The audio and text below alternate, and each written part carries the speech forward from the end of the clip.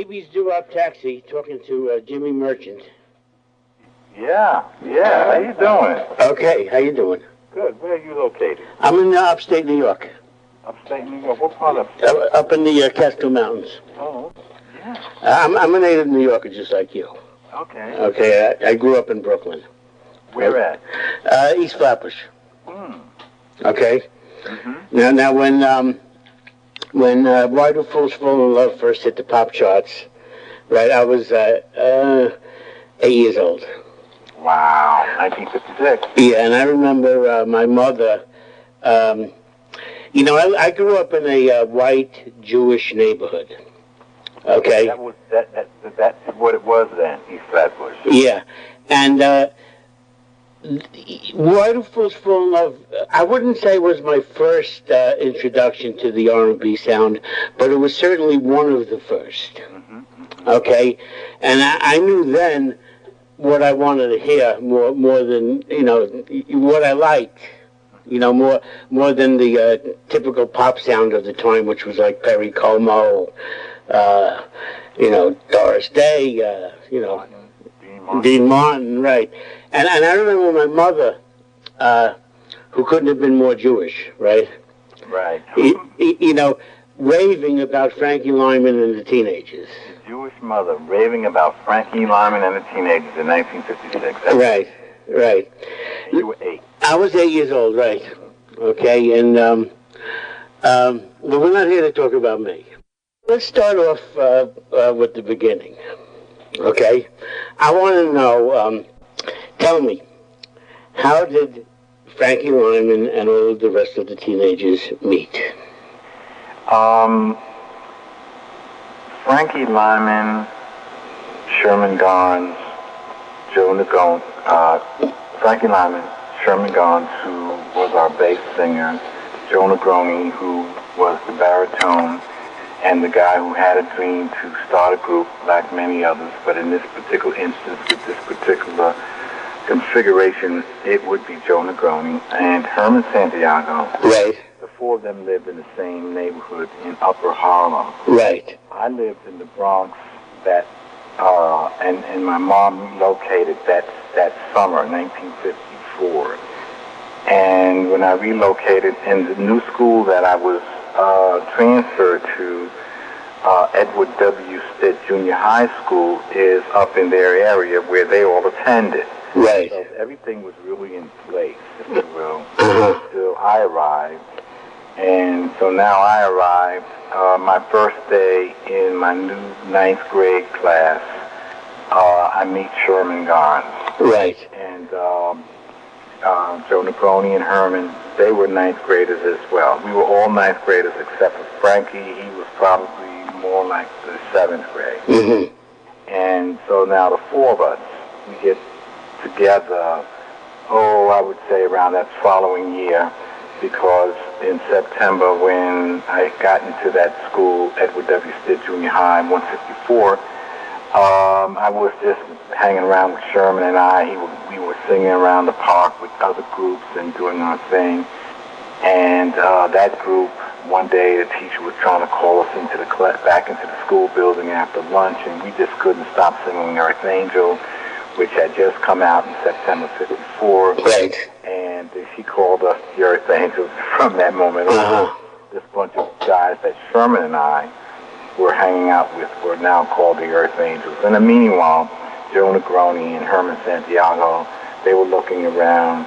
Joe Negroni in particular, he knew Sherman because they all lived in the same neighborhood, and asked Sherman to bring me, and he wanted to start a group.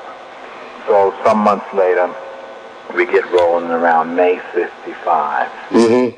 And so we're singing around. I'm teaching these guys because I was the guy in the group. And you got one in every group that teaches basically the harmony and teaches them songs and tries to teach them whatever's going on in the radio or some kind of original music. And that's what we were doing. That's what I was doing. I was the guy sort of in the background. I didn't know my value then. All I knew was that they needed to know how to do it, and I showed it to them. And I would take some notes about, some notes about trying to write music, trying to write a song or two. And Frankie lived in the neighborhood. He would watch us and then try to join us when we were singing by the park or on the street corner or on the stoop, or he would come in the building if it was raining and where we would be in the hallway. But he wasn't in the group, and this one gentleman one day, who was like a big brother type, we were singing in the hall and he gave us some letters and he told us to stop singing the same old songs all the time that was on the radio and make up your own music. And he hands us these letters, and they were sort of like poems as well. We thought they were from his girlfriend. So he hands me the letter. He hands the group the letters. They end up in my hands. I take them home. I come up with an idea called Why the Fools Fall in Love from a letter that was called Why the Birds Sing So Gay, and it was a slow song. And nothing much came of it. And then Frankie hung around for a while, and there was a summer talent show. We're talking around like July now, August. So August of '55, the summer talent show in the school that we all attended.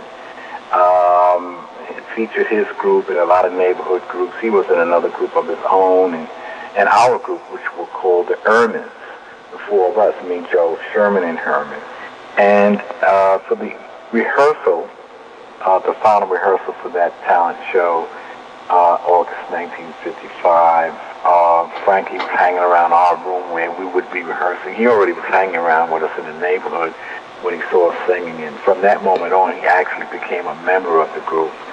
A gentleman by the name of Richard Barrett moved into the neighborhood. He was the lead singer of the Valentines. He was on a company called Rama Records that George Goldner owned, and George Goldner was starting a subsidiary recording company. He was naming it G Records, and he had already had one group he was about to record called the Cleftones.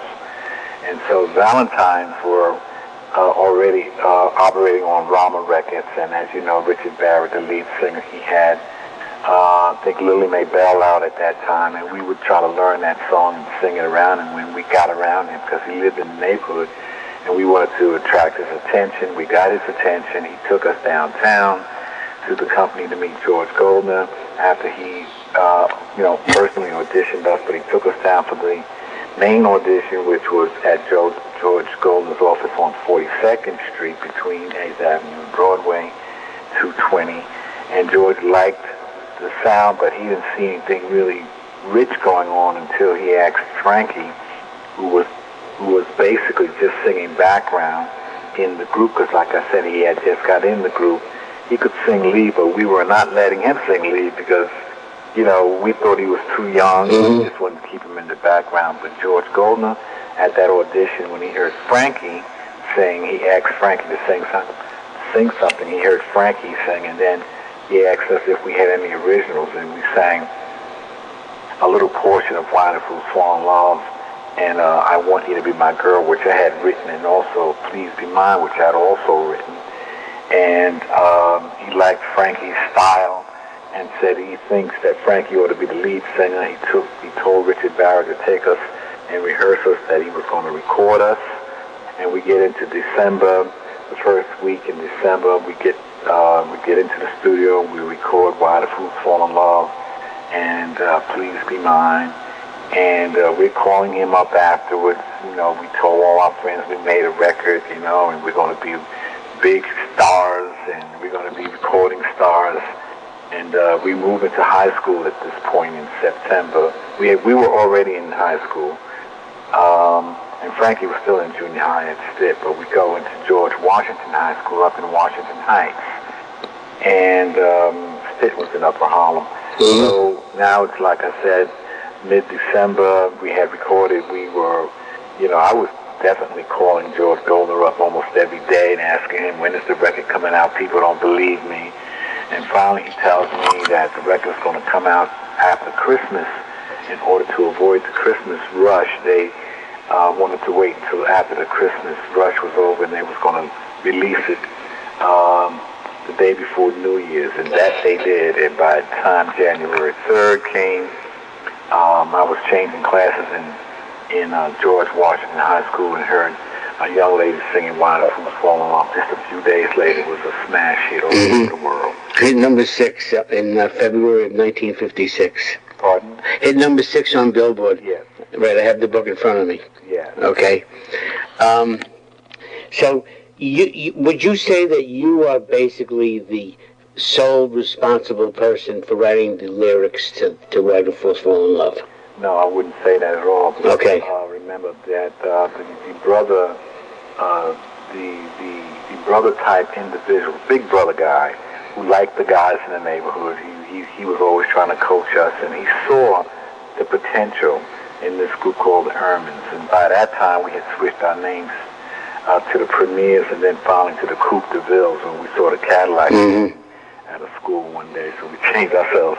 I changed our name to the Coupe de Villes. But the big brother type guy, the big brother gentleman, he's the one that handed us these letters, and these letters got converted into the song first as a ballad. I wrote a ballad just from the words. So I made up a ballad from these words and changed the words around. Then when Richard was told to work with the group, he manipulated the words some more, but the words were already in place by the person that wrote these love letters to and handed them to Richard, not to Richard Barrett, but the gentleman who had given me these letters. Let me ask you this: was both the phrase "Why do birds sing so gay" and "Why do fools fall in love" in these letters? Yes.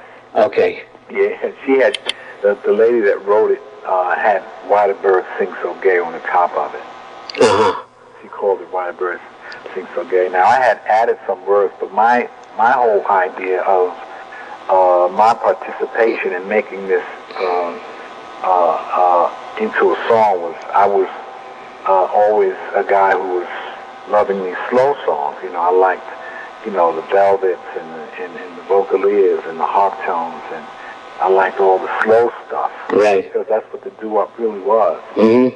And so I made up a slow song. So I'm the one that actually initiated or created an idea for the song Why the Fools Fall in Love. So by the time we did the audition, it became sort of like what they call a jump song. Mm-hmm. And the words were manipulated around. I had added some words, and Richard Barrett took everything and phrased it in such a way where it would make sense and into a fast song. Mm-hmm. So it was basically a collaboration. Yeah. Right. I was the one who actually initiated it. Yeah. And the song is so famous. I mean, to this day. Okay. I think it's one of the most beloved songs. It stands next to songs like Earth Angel. Well, maybe even better than that. Mm-hmm. I would say it's up there like with Misty if you go from category to category. Yeah. And, what's the Beatles song? I think this song they had a big I forget the organization. I think the 365 songs of the century. Oh. This song was in it. Yeah, I'm sure. 365 songs. Yeah. Yeah, I think the Beatles songs. Yeah, I think the Beatles songs. Of course, the Beatles had 100,000 songs, but I think the one you're thinking of is "Yesterday." Yeah. Okay. Yes. Okay, and it certainly does rank up there. I mean, if Diana Ross chose it to pick for a single, I mean, she was an icon in herself. Okay, and she made the song even more famous in the 1980s. Yeah, she turned the fire. She created a new fire with it. Yeah. And it was her first album that she actually produced, self-produced album. So she chose this song to be the main song in the album, and also the title of her album. But, I think that the song is still underrated because when you look at, Abby, when you, is it Abby or Abby? Abby, when you look at the song itself, quietly the song changed the whole concept of the music industry, in that, like you said in your opening words, how You know, it was basically Perry Como, Vaughn Monroe, Tony Martin. Right. It was male crooners.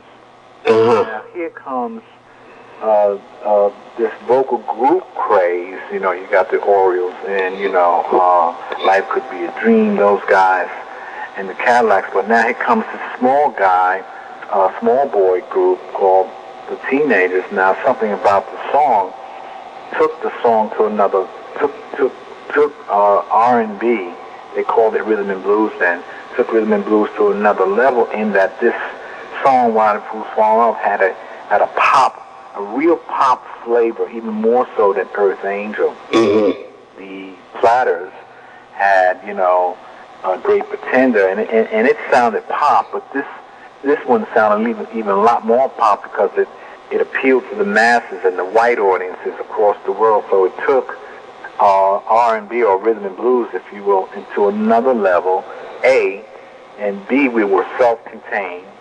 C, we were children. Mm-hmm. And D, and D, A, B, C, D is the biggie. It turned the music industry around in that, like I said, all of a sudden it attracted young people to the recording industry, and from that point on, the recording industry was turned around slowly but surely, and today you can't get a recording deal unless you're 9 years old. And everybody in the recording industry today are all children, young people. If they're not children, they started out as young children. Mm-hmm. And those that are behind the music scenes, Jay-Z, Jermaine Dupri, and all these cats that are behind the scenes making big bucks from the music industry, they all started out as kids, rappers and so forth, and hip-hoppers. Yeah. It was Frankie Lyman and the Teenagers, but this song, Why the Fools Fall in Love, that turned the thing around. And so even when these young people today, who now control the business as a result of Frankie Lyman and the Teenagers being the pattern, young people have even moved into the fashion industry. They have moved into the movie industry, Hollywood. They have moved into politics. They have moved into buying sports, buying baseball teams. So this one song, I believe, did more than just become a beloved love song of this genre called, if you will, doo-wop, but it became a song that initiated a turnaround in the entire music industry. You know, what you're trying to say is it gave the younger people the power. Oh, yeah. And, okay. You know, remember, there were a bunch of kid groups that came out right after us. I mean, dozens of them, even Louis Lyman, right, and Jimmy Castor, and Juniors, and then Little Butchie Saunders, and the Osmonds, and then the Jacksons, and then Boys to Men, and then Backstreet Boys, and say all Frankie Lyman headed this stuff. Yeah. In the teenagers. Well, he was a pioneer. Yes, we were. Okay. I have 1,000 questions written here. You know, you're covering many of them without me even asking. Okay. Tell me about Alan Freed. Alan Freed, there would be no rock and roll without him. Okay. Because he saw the kids were interested in something that had dance to it, that had a message to it, and I'm not saying that he was the one. I'm saying without him, he's one of the parts, one of the pieces that come together that make up, if you will, the cornerstone that caused an explosion, something called rock and roll. Mm-hmm. He put a cowbell together, and he was banging on a table with a cowbell, if you will, and he was making noises and making sounds that tickled the ears of the youth. And then he would talk. He would talk all through the record and do his shout and do his thing, and speak in his tongue, his form. And then you had your Jockos and your Dr. Jives, and all together, But Alan Freed was really, really key because he came up with the terminology rock and roll, which came from earlier songs, mm-hmm. from the early 50s, late 40s. Some of those old blues people.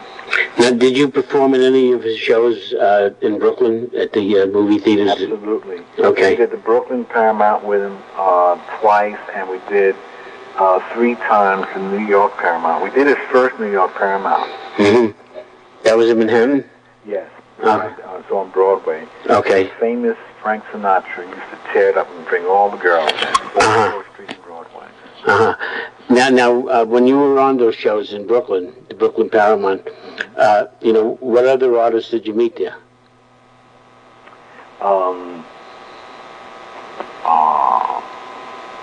What's the one, the real crazy one?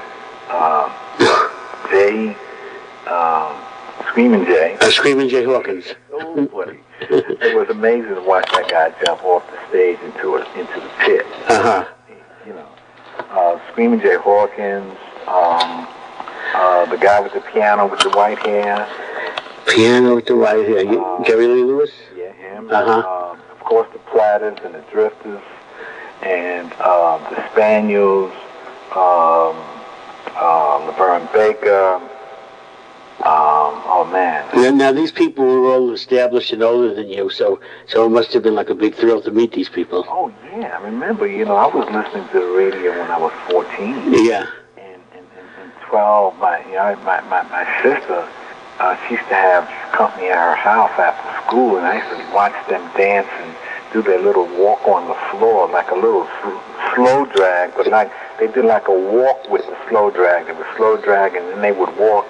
Partners walking across, and they call that the walk. Mm-hmm. Some people might call it the stroll, but right. And it was these songs, these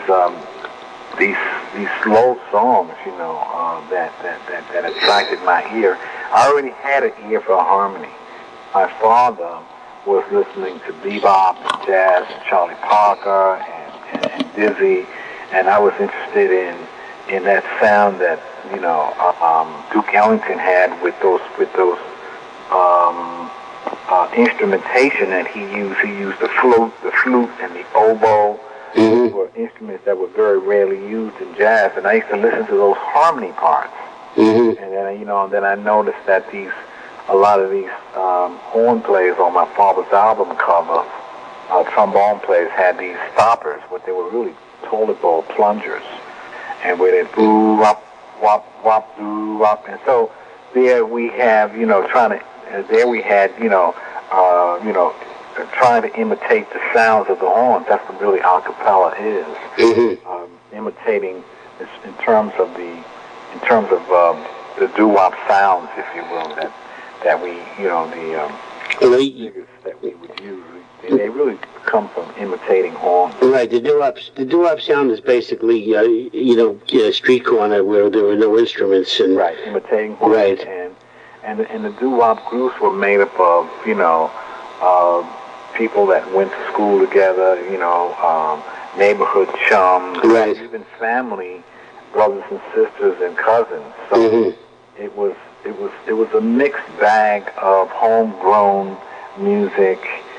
With people that just thought they would want to sing and rather do it in the shower, they would do it in the living room or do it in the schoolyard or do it on the stoop or the street corner. Right. Now, do you have any interesting stories about, that time, when you were performing in the theaters with these icon artists? Chuck Berry. When I used to watch him go on stage, he used to kneel down. He had on those suede, what they call, I think, flag flyers. Like I got a clip in the front, mm-hmm. and it closed down a clip. I think they call them flag flyers. And I seen him, he would take his ballpoint pen out and write on, and just start making, designs on his shoes. Mm-hmm. I thought that was crazy. How did these people react to you as young kids? You were all in your teens. Frankie was 13, and you guys were a little bit older, right? 15, 16? Is that right? They did everything from A to Z. Making sure that we that the 5 of us was always together. If there was one missing, they would make sure that he was found. Everything from A to Z, making sure that when we went on stage that You know, if they would let us know any mistakes. Everything from that to teaching us how to get girls, and teaching us how to drink, and teaching us how to do the whole thing. Well, they were mentors. We would copy them. They didn't actually come in as mentors. Right. They were adults, and they watched over us in a way. You know, each one watched one type thing. But we used to watch and see how they got girls as well. Especially when it came to Tony Weems of the Pradas and the Clovers. Those guys were womanizers. Well, I would imagine that the five of you, right, wouldn't have much trouble with girls.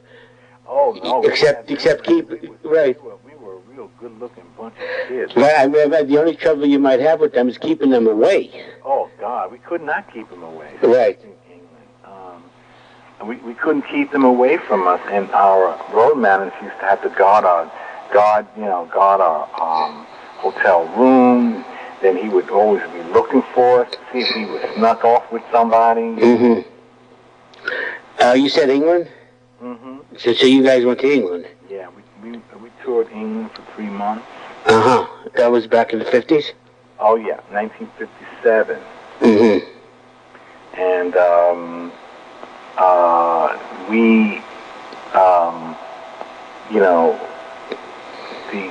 the crowds around the London Palladium and all those venues that we performed were enormous.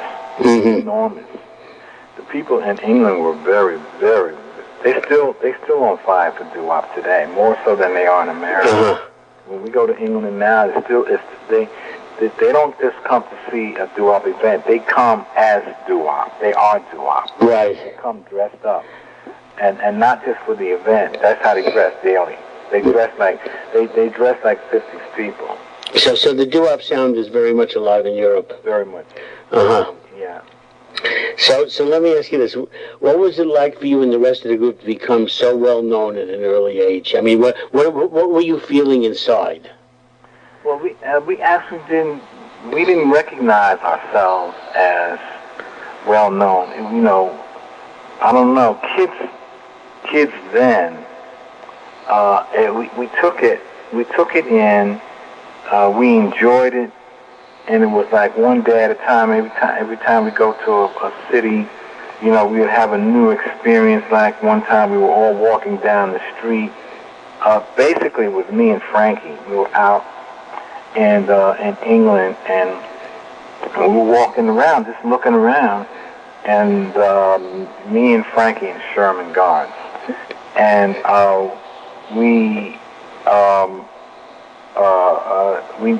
we developed a crowd following us, and people started running up to us and asking us for our autograph. Mm-hmm. We stuck out like sore thumbs. And pretty soon there was such a big crowd that this guy came out the theater, a movie theater in England, and he knew who we were, and he saw that we were being overrun, and he brought us inside the theater to keep us from, you know, being really stampeded, really. Mm-hmm. And we sat in the theater for a couple hours and watched the movie. I think maybe it was even a play, The King and I think, or Kismet, a play called Kismet. I remember seeing that in England because they brought us into that theater just to keep us from, you know, from the crowd, and then they slipped us out the back door in one of the cabs. It sounds like what the Beatles went through here in the United States. Exactly. You had already gone through years before, exactly. And you probably could have given them some advice. We are the first that got in and out of limousines with sneakers and jeans on. Mm-hmm. Not the Rolling Stones either. So the other songs that you guys recorded, there weren't a lot of songs that Frankie Lymon and the Teenagers brought to the top of the charts after Why'd You Fools Fall in Love. There was I Want You to Be My Girl, I Promise to Remember, and the ABCs of Love were the big hits. Now, who wrote those songs? Jimmy Castor wrote I Promise to Remember. Richard Barrett wrote ABCs of Love. Okay. And Robert Spencer wrote Juvenile Delinquent. Oh, yeah, I know that one. Yeah. My Girl and Please Be Mine. And then there was Teenage Love. A gentleman knocked on my door one day. He was a guy who thought he could sing, but he knew he would never be he would never be a recording artist, but he did like to write songs, and he found my address in New York City. And he asked a lot of questions and caught up with where I lived, and tried to get me interested in a song that he had wrote, and I turned him down, and because I didn't think that the song was made any sense. Teenage Love. It was just a copy of stuff we had done. Right. And he went down to my company, and George Goldner called us in that night. And the next day we was recording it. Well, because he liked the song. I don't particularly know that song. The words go, as I was going to school one day, I met a cute girl who... Oh, that song. I know that song, yeah. Yeah, okay. You were in 2 movies, Rock, Rock, Rock, and, well, maybe more than 2, but according to the book I have, and Rock, Rock, Rock, I know that movie, I've seen it many times, and Mr. Rock and Roll. And Mr. Rock and Roll, 2 Alan Freed movies. Yeah, okay, so tell me about shooting those movies. Where did you shoot them? Well, I thought when they told us we were going to make movies, I was saying, I'm on my way back to California. We had already been there once. Mm-hmm. We were there twice. Right. And we went out there for the Shower Star show, and then we did a Walter Winchell show, if you remember him. Yeah, I know the name, but I don't have a big memory of him though. Yes, he was like he was a news. Yeah, he was a journalist. A journalist. Right. Walter Winchell. Yeah. And so when they came out with the idea of Alan Freed making these movies, I think that was the second or the third one in the list. What do you have that? Well, all I have is Rock, Rock, Rock and Mr. Rock and Roll. But I'm talking about in terms of the Alan Freed movies. The string that he did. He did about 5 of them. I didn't really look that up. This information I got from my Billboard book. Oh, okay. Okay. You'll find that when you put it together. Yeah. So it was an Alan Freed movie, and I thought we were going to California, but we actually shot our 2 songs that we did, which is Juvenile Delinquent. Right. I'm not a juvenile. Delinquent, and Baby Baby, we shot them in the studio in the Bronx. Okay, now I remember that scene, okay, where Frankie is hiding behind you guys. Right. Right, and you get into the song, and as soon as it's time for the lead singer, he pops out. Right. Yeah, that's cool. Yeah, that was cool. Yeah. So you shot those scenes in the Bronx, and they just brought you in to shoot those scenes, I guess. Yes. Right. We just shot those 2 scenes. We actually basically pantomime, if you will. Mm-hmm. Okay, now let me ask you this.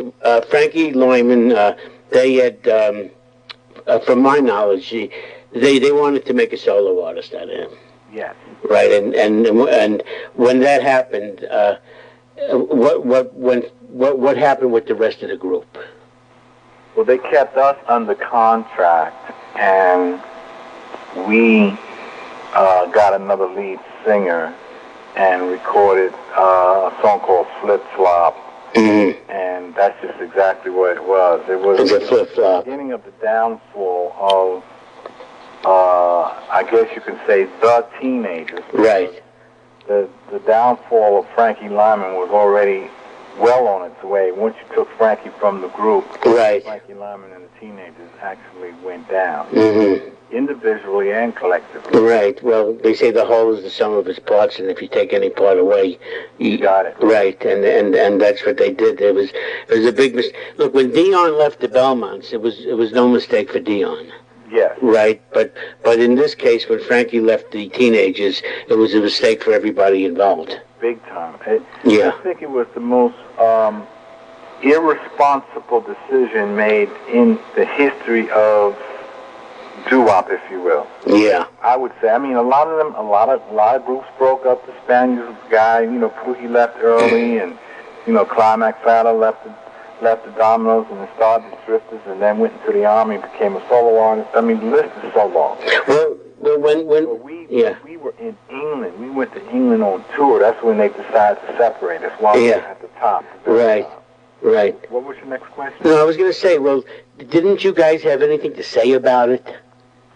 Oh, we definitely tried to stop it. We were kids who you know, we stepped up, but we just couldn't stop it. You know, their plans were in. Mm-hmm. Frankie's mother was worked into the plan, and she said she wanted her son to be a solo artist, and that was the end of it. And Frankie just went along with it. Frankie went along with it because he didn't know any better. He was 13. So let me ask you this: a few years down the line, right? Mm-hmm. Did you ever consider getting everybody back together? We did get back together with Frankie once, and that didn't last a second. Then after he passed, the four of us got together and started doing some one-nighters with a young lady by the name of Pearl McKinnon. This was in 1973. Mm-hmm. And that didn't last but a couple of months because she was with the Kodaks. Well, she was forming with the Kodaks, but from here, she went with the Marvelettes, and then she went to the Platters. Oh. So, what was her name? I can't think of her name. What group?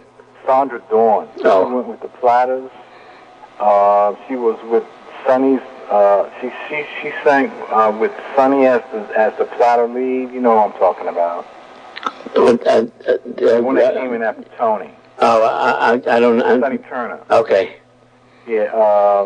Love You More. Something. Two hits that he had. Well, Sandra, who was really the first real female singer that we had that sounded like Frankie, she went with the Platters at that point, which was in '73. She left us after about 5 or 6 months and went with the Marvelettes and then right with the Platters. And she was with the Platters for quite some time. She took Zola Taylor's place. Uh-huh. So in other words, all these other attempts that you made to put the group back on its feet didn't make it. Every attempt we made to get back failed. Yeah. And what year was it when you said it's over? We're calling it quits. I think it was all over around 61, 62. Okay. You know, that 73 move, that was just a flash in the pan. Okay, now you spent many years out of the business. Am I correct in saying that? Am I also correct in saying that for 35 years you drove a New York City taxi cab? Oh, yeah. Okay, because I read that. I'm in the New York City taxi business. Okay. Yeah, and I read in somewhere in the mid-1990s when you had one, which I heard you say on Christine Vitale's show, that you later lost in an appeal, when you had won the rights for Why Do Fools Fall in Love, right? I had read in a magazine called Taxi Talk that you were driving a New York City taxi cab for 35 years. I still have that article. Okay. When I read that, I was very surprised to hear that that this is what you had been doing all those years. Yeah, I actually started out as a gypsy cab driver in Brooklyn. Uh-huh. And did that for a number of years, and then I decided to move over and get a legitimate hack license. Right. And I did the yellow, and from the yellow I went to chauffeuring, and then I moved I did a couple of chauffeuring companies till I got with this elite company, and I was driving big time people around like U2 and clients like that. Well, let me ask you this: didn't you, like, if you're driving guys like U2 around, right? Yeah. What's his name? Sting? No, Sting is the Police. Right. Okay, U2. I forget his name. The lead singer of U2. Oh yeah, Bono. Yeah, Bono. Right. Now, if you're driving people like that around, did you feel awkward being who you are? I felt sick. Yeah. Because these people were big stars, and I know that many of them wouldn't be stars if it wasn't for the teenagers. Uh-huh. And, some of these young rap artists I drove, and, I remember driving Jermaine Dupri, and, I felt, I had to make a living out of it. Yeah, right. But I felt rather disturbed because here I am, an original founding member of the group that started it all. Right. And I felt like I wasn't getting my just due. Life isn't very fair sometimes. Life isn't very fair sometimes, but it's all a teaching mechanism. Yeah. Did they know who you were? Yeah, I drove one guy. I'm trying to think of his name. He's a guitar player. I just saw him in Rolling Stone last night. He's a rock and roll guitar player, singer. Lots of those. Huh? There are lots of those. Yeah, I know, plenty of them. But anyway, I had him for the whole day, and my wife reminded me, Lenny Kravitz. Oh yeah, he's good. Yeah, he had that song, Mr. Cab Driver. He wrote that? Yeah, you ever hear that song? No, Mr. Cab Driver. Yeah, it was about his experiences in New York City, where guys would pass him up because he was black. At least he felt that way. Oh. Okay. And yeah. But my company, he used my company limo when he came in town, and now he has he has a loft in town. I'm sure he got a recording studio in his loft now. But so I'm driving him around. I picked him up about 5 in the morning at a lady's house. Spent the night there, and I drove him around all day until 5 the following morning, 4 hours. And now I'm dropping him off in the village. Right. And so his assistant gets his briefcase and everything else out that he had in the car, and she says, "Okay." I said, "Well, does he plan on tipping me?" And she said, "Well, isn't that taken care of?" I said, "As a rule, it is. But may I speak with him?" And she said, "Sure." So she goes back and she gets him out of the vestibule. He was getting ready to go inside, and he comes back to the car. He says, "Can I do something for you?" I said, "Well, I drove you for 24 hours, and I think it would be courteous of you if you showed." Your appreciation with some kind of cash, with some kind of a cash gratitude. And he says, "Well, I know your boss, and I know that you guys get paid a commission." I said, "That's true, but it isn't always gotten." He says, "What do you mean? You want me to call them up?" I said, "No." I said, "If you call them up, I'd probably lose my job. And in fact, I'm not even supposed to engage the clients." But I said that clients that are cool really know that this is what they do. They give a guy a cash tip anyway, So he said, "Well, I'll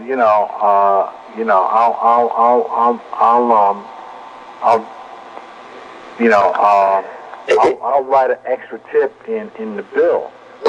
So I said, "I don't think I'm even going to get that." And he says, "Well, that's the best I can do." So then I told him who I was. I said, "Look, I'm a performer, and I'm a musician, and I'm an artist from a very well-known group." He said, "From what group?" I said, "Frankie Lyman and Tina." He said, "Oh, whoa." He said, "Well, excuse me, I'm so sorry."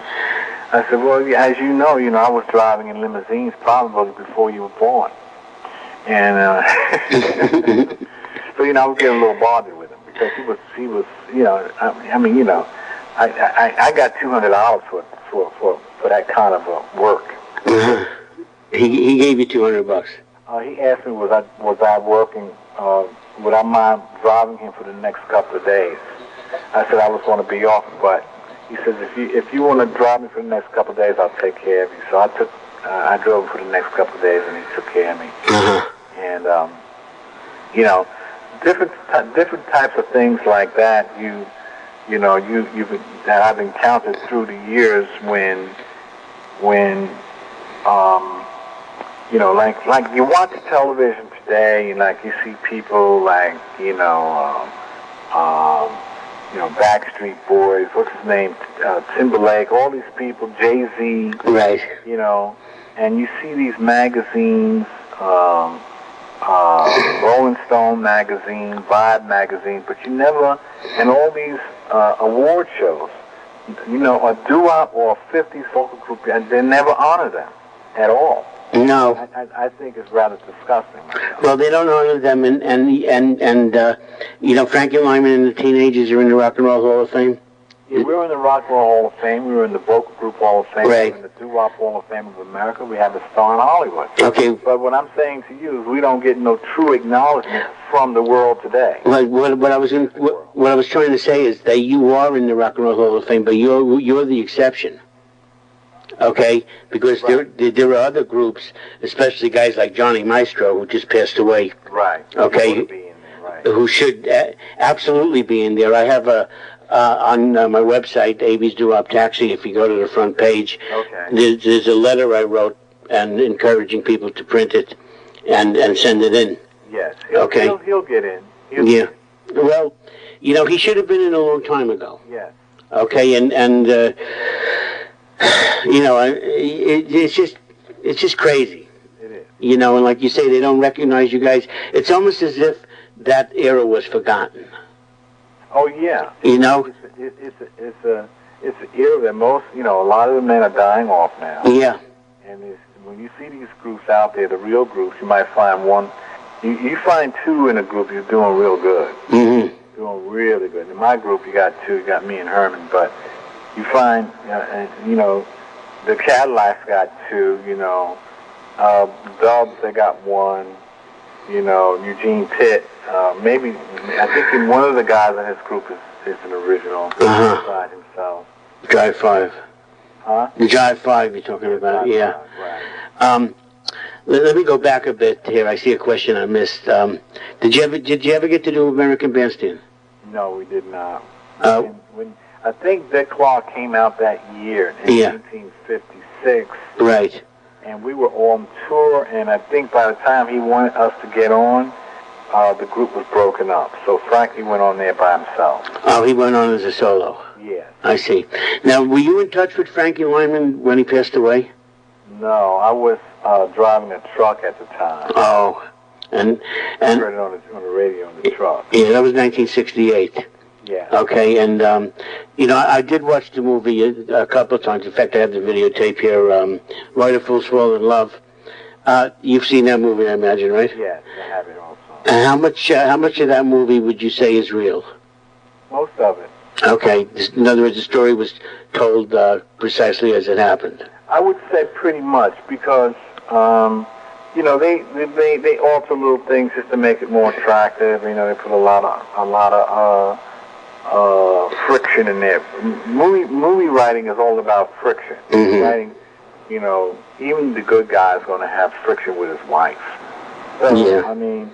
But basically, Frankie did have two wives. He had a girlfriend who was claiming to be his wife, which was Zola Taylor. Right. There was a battle over the money, and and basically he had a drug problem, and he died from the drugs. Yeah. Pretty accurate. Now, how did Sherman Grimes and Joe Negroni pass away? Joe Negroni died from an aneurysm, and Sherman died from a heart issue. Okay, now they were both pretty young. They were in their 30s. In the 70s they passed away. Yeah. And Sherman Grimes was the big guy, right? Yes. Okay. He was the guy that Frankie hid behind in the movie, right? Yes, that's correct. He was a little bit older than the other guys, or not? Well, Joe and Herman are basically were the oldest, but just by a few months. Yeah, he was the bass guy, Sherman, right? We all can be the same age at a part of the year. Uh-huh. Oh, I see. In other words, you were so close in age that there was 1 or 2 months where you were all 16 or 17 or... Right. I see. Okay, except for Frankie. Yeah, except for Frankie. Yeah. Mm-hmm. There was a time when we were all 16 at the same time. Yeah. Except for Frankie. Did you ever, this is a silly question, but did you ever, like the girls were coming at you, right? Did you ever say, I want this one and I want that one, and get into a spat over, no, she's mine, no, she's yours? Yeah, well, I mean, I could tell you some great stories, but this isn't the place to tell them. All right, we'll hold that one, all right? Okay. Okay, well, let me see. What was your biggest thrill through all these years even till today, from 1956? What was your biggest thrill? I just think, being on a couple of them, being on stage with people that I heard on the radio. There I am, listening to the radio, and our very first show at the State Theater in Hartford, Connecticut, in February of 1956.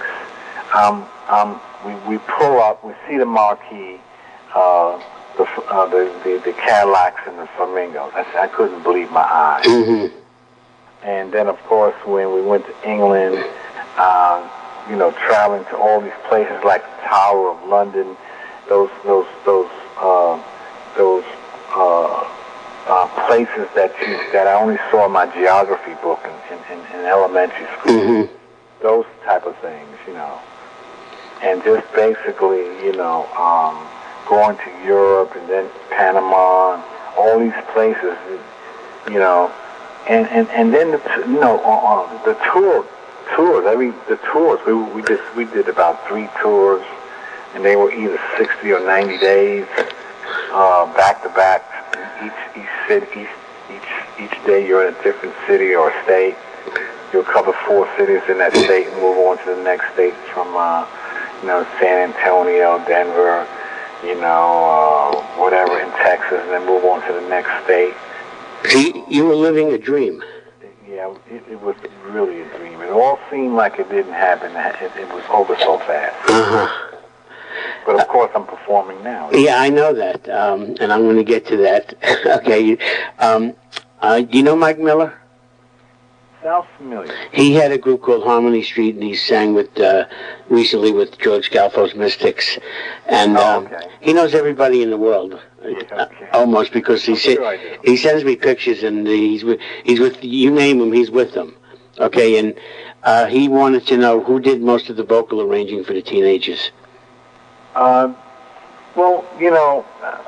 was the guy in the group when it came to the original songs, and when we got with other writers, I would sit, and those writers would engage me to try to find out what were the abilities of Sherman and Joe and Herman, and I would explain their abilities, and they would try to work around whatever their weaknesses were. Mm-hmm. I was the one who basically oversaw much of the harmony and the bass openings as well. Mm-hmm. Okay, so it was really you.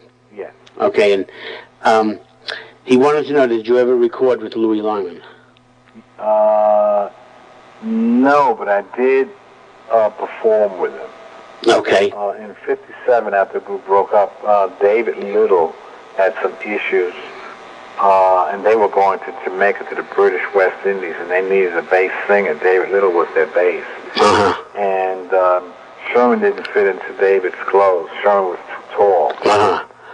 So I did. Oh, so you did, and you took the bass. So I went to the British West Indies as a team chord, singing bass. I see.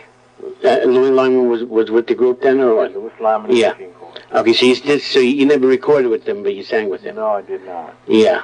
Was there a rivalry between Louis and Frankie? I think there was some brother stuff there. Frankie used to pick on Louis when he was small. Louis was younger than Frankie. Yeah. Mm-hmm. Okay, so Louis, when did he get into it? He got in, I think, late 56, early 57. In other words, when he turned the age that Frankie was. Yeah. Okay. Probably younger. I think some of his songs are really fantastic. Oh, yeah. Louis Lyman. Okay. Yeah. Unfortunately, he didn't have the popularity that Frankie had. No, but he sang with us too for a while. He sang in Teenagers for a long time. He worked with us for quite a while before he did what he's doing today, whatever that is. I think he's working with a coastal group, one of the groups in Vegas. Have you ever thought about bringing him into your group? Yeah. You know, I think he would be welcome even right now. If that would, if you know, if the logistics worked itself out. Okay. Now Mike Miller asked me to mention his name to you, and I know who it is. He was in the movie. His character was in the movie. He just wanted to get your reaction. Morris Levy. His character? Well, his character was in the movie Morris Levy. I know of him. Okay, he's deceased. Yeah. But Mike Miller wanted me to mention his name to you to get your reaction. Oh, Morris? Yeah. D-O-G. D-O-G? Dog? Or does that stand for something? I mean, I have no respect for him whatsoever. Okay. He ripped the group off. Yeah. You know, he stole our music. Right. We never got paid for, with him behind the scenes, we never got paid. If he was an honest guy, you would have never been driving a New York City taxi cab. Well, he's the one that separated the group with Frankie. I see. I mean, all due respect to him as a businessman and his family, if there's still a family around in his estate, but he wasn't correct. He just wasn't correct. He took these 5 young fellows, and he wasn't careful about our welfare. He was more interested in the dollar, and he took a major beating. He took a major beat when he tried to separate us, because it was a mistake. He never made no money after that from the group, so he hogged his way into our royalties. And today he owns a part of the song that I'm supposed to own. Why does Who's Falling in Love? Right. He has no right to the song whatsoever. None. I heard you say, speaking of that, you had won the royalties back for a period of time for 2.5 years, and then on appeal because of the statute of limitations, right. You had to give it up again. Right. During that 2.5 years, you collected some royalties, right? Yes, we did. Right? Did you have to forfeit those royalties? Did we have to forfeit it? Yeah. They wanted that money back, but they never got it. Good. Right. That's all I got to say is good. Okay, I mean, it's unbelievable that you weren't getting the money all those years. BMI sent us a letter, me and Herman, saying that we would have to return that money. But it wasn't, apparently they didn't press the issue. Yeah, well, they had some sense of humanity, I would imagine. I guess so. Okay. I guess that they ended up winning it back, and I guess it didn't matter at that point. Yeah. But, a song lives 2 lives. It's an emotional, musical piece that affects people emotionally, and people love it and dance off it and sing it. But the other life of a song is the fact that it is property. Right. It's a property. That's right. People get paid every time that song is played in a bathroom. That's right. An elevator. Well, yes. It's like if you own an apartment house, you're getting the money for the rent. That's right. I mean, you created it, you built it, you bought it, whatever. You wrote a song. Nobody should be able to take that song away from you. That's right. And Herman and I, and the estates of Joe Negroni and Sherman Gons, they all should be well off because of the music that we wrote. Mm-hmm. You see, and the music that we, the royalties, the royalties that come from we get some royalties from the song as singers, but not as writers. Right. The money is in the writing. Right. And the money we get, that Herman and I do get as singers, is so minimal because it's so chopped up with all these attorneys. We've been in and out of court so much. That's the down part of the business, but the good part of it is that it's a blessing to look on that picture and see myself on that picture. It's just a blessing that I was chosen by God to not only be one of the original founding members of the group, but to be the one that really initiated the song that made not only the group, but made, if you will, made the pattern for the inspiration for today's music, if you will. All the artists, all the young people. So you have a lot of pride. Well, it depends on how you look at the word pride. I think we got to be careful about being over proud of ourselves. What I mean by pride is you feel good that you created this. Yeah. Even though you're not getting the bucks for it or the royalties, however you want to put it. I'm humbled by it all. Right. I'm humbled. I'm humbled that I was chosen just to be one of the members of that group, and that's just enough to blow my mind. Yeah. You're in the history books. Yeah. Now, Christine Vitale, you know her, right? Yes. Okay, I told her that I was going to interview you. All of these DJs, Christine and Mike Miller, they're on AB's Doo-Wop Taxi, the website. Okay, it's doowoptaxi.com. Doowoptaxi.com. Right, DOOWOPTAXI.com. Let me jot that down. So is Jack Rivers, and you met. It's DOO. Yeah. WOP. Okay. TAXI. Okay. .com. Now, Jack Rivers is also on that site. You met Jack in Woonsocket. Jack Rivers? Yeah, you met him. I think at Bowser's show. Oh, okay. Okay, I have a picture of you and him on the site. When? January? Whenever that was. Yeah. Yeah. Okay. Sure. He sent me a picture, and he has a page on the site, and you and him together are one of the pictures on the site. Oh, terrific. Okay. Tell him hello when you see him again. Okay. Well, I talk to him all the time. Oh, tell him hello. Yeah. Now, Christine is also on the site, okay? Please tell her hello. And I will, and she's waiting to hear this interview, okay? Oh, okay. She's well aware that we're talking today. And tell her I would like to come on her show as a solo artist. Okay, I'm going to tell. She's going to hear that. Yeah. Okay.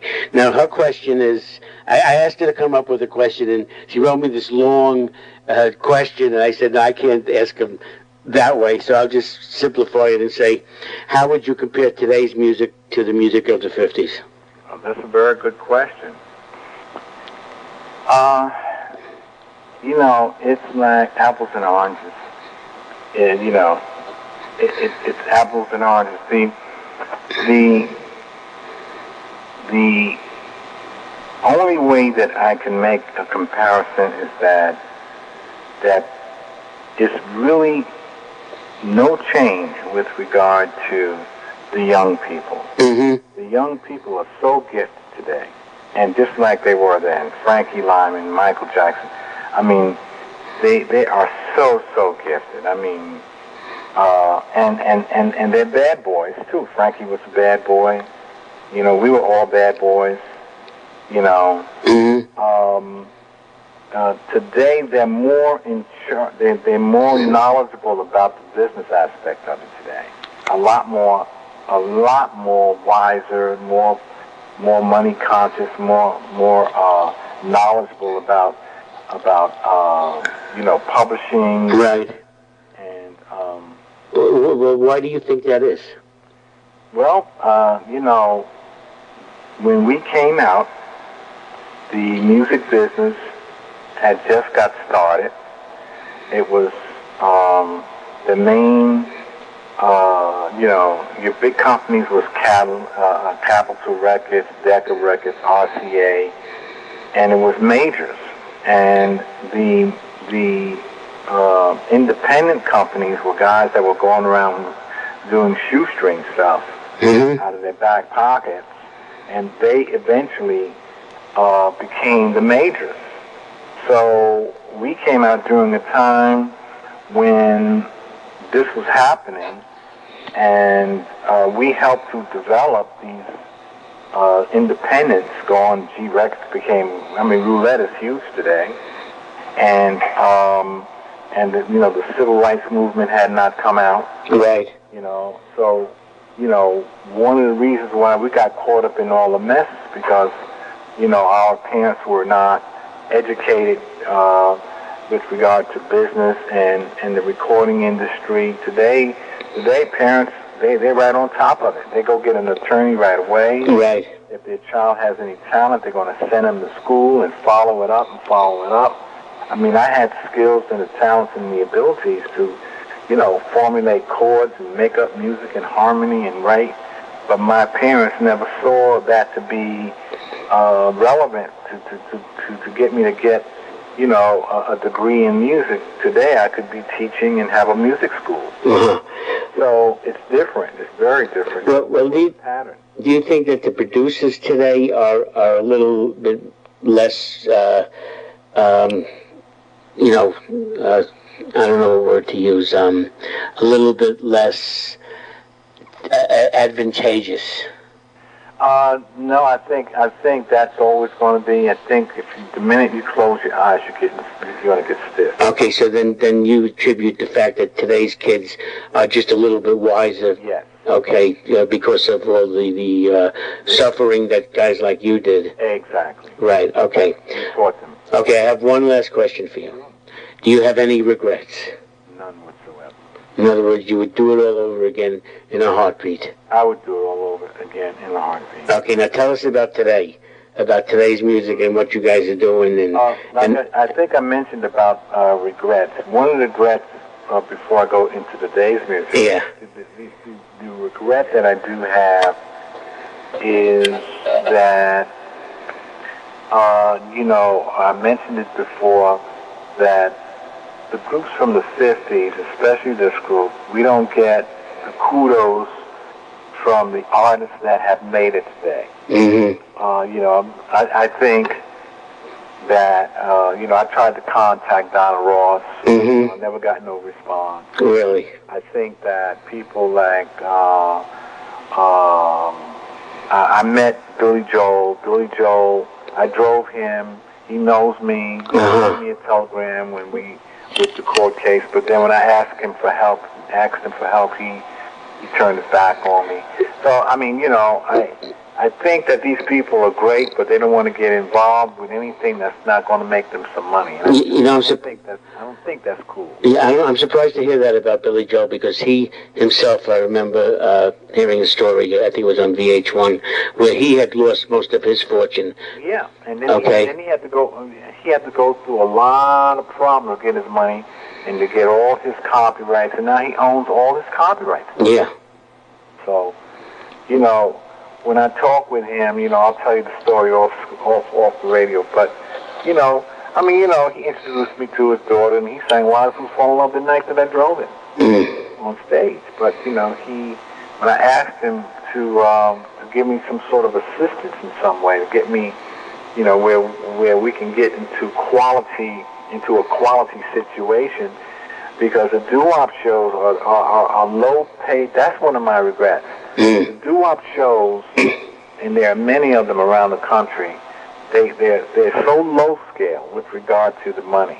They're so low scale. Have you been asked to do any of the PBS shows?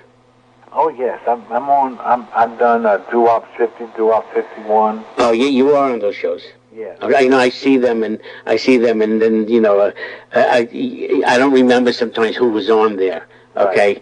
Right. I have some of the tapes. I'll have to rewatch them. They used to teach us on one that I wasn't on. I wasn't in the group at that time. Oh. So with regard to today, yeah, we're performing. Okay. And we're all over the place, all over the country, and we did something with Bowser, and we got something coming up in June. It's going to be the Richard Nader. We got lots of dates throughout the year. We got a cruise, another cruise. We did one last year. We got another cruise coming up this year. Mm-hmm. And there's a big show we got coming up Saturday. Two Saturdays from now is on June 12th. That's the Izod Center, right? The Izod Center. Right. There'll be Herb Reed's Platters and the Coasters and Charlie, Charlie Thomas. Yeah. Sorry, Charlie Thomas the Drifter. Right. But also the Coasters. And the Cookies and Fred Paris and the Duprees and Barbara Harris and a few others. It's going to be a nice show. I just remembered what it was I couldn't think of before when you were talking about, driving a taxi. Yes. And I was thinking about Earl Lewis, who lives near me. He works in the post office. Earl Lewis? Yeah. He's a post office graduate. Yeah, right. These are the kind of jobs you guys had to get. Yeah. Okay? I mean, Earl Lewis is, you can't talk about doo-wop without mentioning Earl Lewis. That's right. Okay? Yeah. He's the man. Yeah. People want to know where you're performing. Where should they go? Oh, that's a good question because we're working on a website and we don't have that yet. Uh-huh. But what I can say is you can go to my website, jimmymerchant.com. Right. And in the very near future, I will be more or less putting an itinerary on there, so people will be able to know what we're doing and where we're going to be and when. Well, I for one want to know because I can't make it to the Izod show, but I definitely want to come to one of your shows and get to meet you face to face. Oh, well, great. Okay. And also, I'm working on an independent album. Okay. And I are got something planned, but I'm working on one pendant. And doo-wop stuff, and I'm sure those collectors out there would definitely be interested in some of that stuff. That will be on my website very soon. Okay. And I just want to say it was great talking to you. Well, great talking to you, A.B. I mean, look, I really appreciated the conversation. Yeah. I prepared myself. Oh. Okay, I knew this. I got word of this interview last week sometime, and I just sat down with the books, went on the internet, and said, what questions should I ask him? And I don't know if there's anything I didn't cover. Okay. You covered it all. Like you said, a lot of stuff. My opening lines covered a lot of it. Yeah. And you did your homework, and I appreciate talking with people that have that down. Yeah. As opposed to asking me questions that. Well, one more question. Did you ever go up on Don K. Reed's doo-wop shop? Oh yeah. Yeah. Yeah. I did Don K. Reed about 7 or 8 times. Yeah. He's a great guy, Don. I did Ronnie I's show many times. Yeah. Okay. I met Don. I met Ronnie. Okay. Don's a really great guy. I don't know what else to say. Yeah, Don K. Reed. Yeah, he kept the sound. He kept the sound alive for me all those years. I would drive my taxi on Sundays, mainly, exclusively because I could listen to his show while I was driving. At night, right? Yeah. He came on at 9 o'clock. He came on. Well, for years he came on at 7. And he was 7 to midnight, and then in the last few years they had cut him to 8 to midnight, until they cut him altogether. I saw him a couple of times this year. Yeah. He's still around. Oh, he's around. Yeah. He does MC stuff at different places. The last time I actually saw him was there was a tribute party for Ronnie I before he passed away. Oh. Okay, and Don emceed that show. It was in New Jersey. Oh. Okay. So what's up with what's his name? Ronnie I's store and everything. The store, as far as I know, is still working. But who can tell you about that more? Christine. Oh, okay. Okay. All right. So Jimmy, fantastic, great talking to you. You had some great stuff to tell, and I'm going to get this interview up on the website, up on AB's Doo-Wop Taxi as soon as I can. I just want to say, and let me end this interview by saying, Jimmy, it was great to talk to you, and it's great that the world has people like you. Well, what can I say? I am grateful that in my life I got to be in the same time period as all of this great doo-wop music, and you know, it's just a thrill. I'm a fan. Oh, that's terrific. You know, it's my pleasure, and I really just got to give all the glory to God, as they say, because without Him, I don't know where I would have been with regard to this music. Like I said, He placed me in this group.